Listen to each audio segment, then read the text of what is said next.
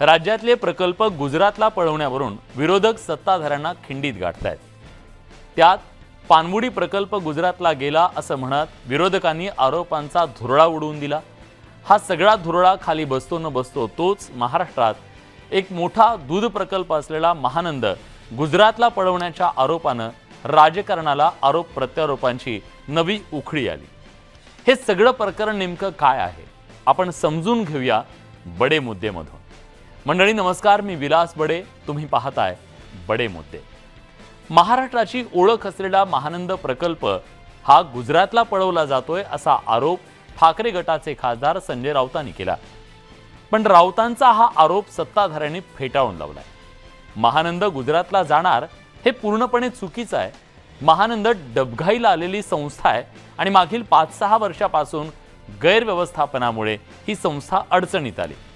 आपण राज्यातील प्रमुख दूध संस्थांना महानंद चालवायला घ्या अशी विनंती केली, पण त्यांनी असमर्थता दर्शवल्यानं नॅशनल डेअरी डेव्हलपमेंट बोर्डाला ती चालवण्याचा निर्णय घेतल्याचं सरकारचं म्हणणं आहे। शिवाय डबघाईला गेलेला जळगाव दूध संघ NDDBनं चालवला आणि 10 वर्षात तो नफ्यात आणला।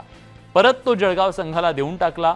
याच धर्तीवर महानंद NDDBला चालवायला देण्याचा निर्णय घेतल्याचं सरकारचं म्हणणं आहे।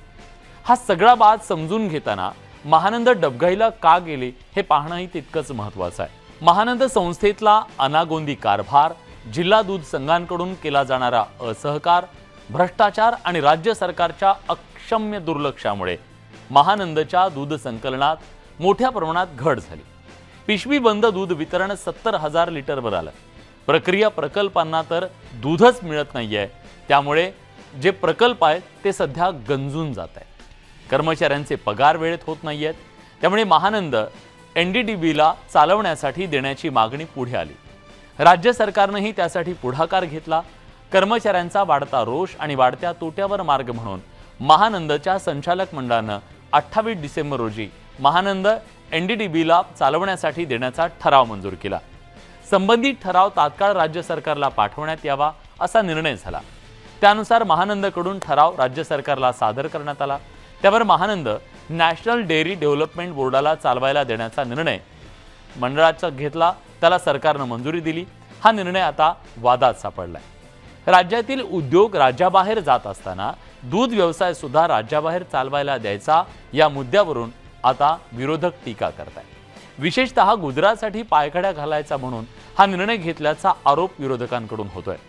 महानंद नॅशनल डेअरी डेव्हलपमेंट बोर्डाला देण्यावरून आरोप प्रत्यारोपांचा हा सगळा सिलसिला सुरू आहे।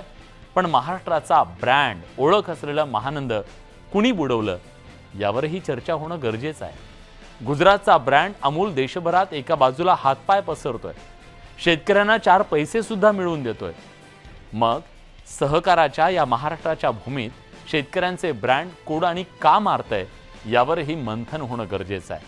नाहीतर या आरोप प्रत्यारोपांच्या धुरळ्यातून इथल्या शेतकऱ्यांना काहीच मिळणार नाही। बडे मुद्देमध्ये आज आपण इथेच थांबतोय। धन्यवाद।